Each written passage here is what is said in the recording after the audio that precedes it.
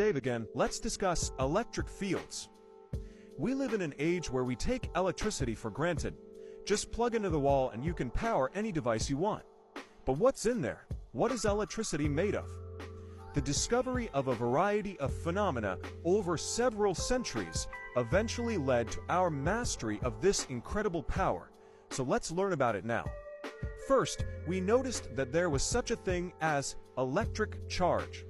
The easiest demonstration of this involves rubbing a balloon on your hair and seeing how the balloon will then attract your hair by some mysterious force. Two balloons that have been rubbed on your hair will strangely push each other away. This occurs because of electric charge, which is displaced by the rubbing together of these materials. The hair becomes positively charged and the balloons become negatively charged, which is terminology developed by Benjamin Franklin. Opposite charges will attract one another, which is why your hair sticks to the balloon, and like charges repel, which is why the two balloons push each other away. This property of electric charge is carried by certain subatomic particles. The most common of these are protons, which are positively charged, and electrons, which are negatively charged. Along with neutrons, these make up all the atoms in the universe.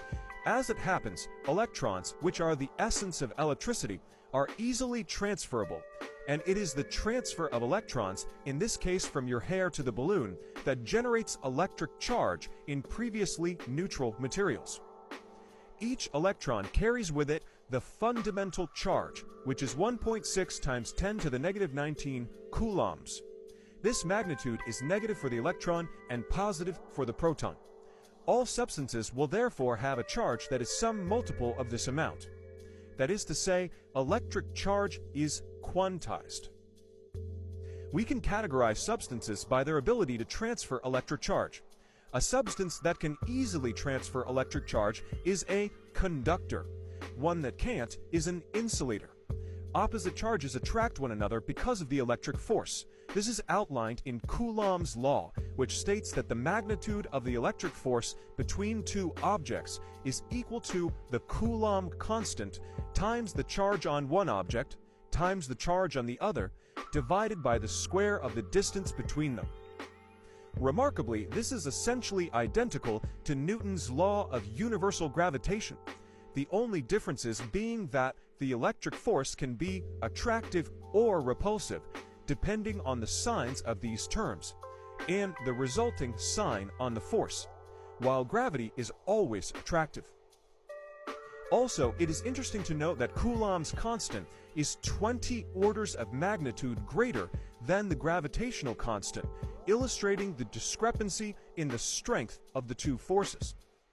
This law also tells us that the electric force between two objects increases as charge increases and decreases as the distance between them increases. If more than two charges are present, vector addition must be done to find out the net force upon any particle in the system.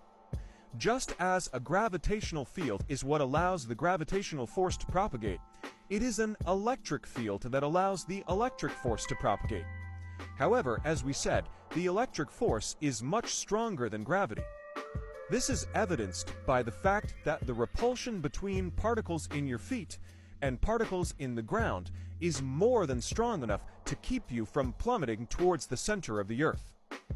We can also use a cheap refrigerator magnet to keep a piece of paper on the fridge against the gravitational pull of the entire planet. Any charged object will manifest an electric field around itself, and if another charged object enters this field, interactions will occur. The strength of an electric field generated by a point charge is equal to the Coulomb constant times the charge on the object producing the field, divided by the square of the distance between this object and whatever it is acting on. One way we depict electric fields is by drawing electric field lines, which generally point towards negative charges and away from positive charges, and do not cross. These don't really exist, but they are a convenient way to analyze the direction of a field at any point in space, like the field produced by these two oppositely charged particles, which we can call an electric dipole. The more densely packed the field lines are in a particular region, the greater the strength of the field. Lines like these can be especially useful if many particles are producing the field. How is it specifically that we use the electric force to our advantage?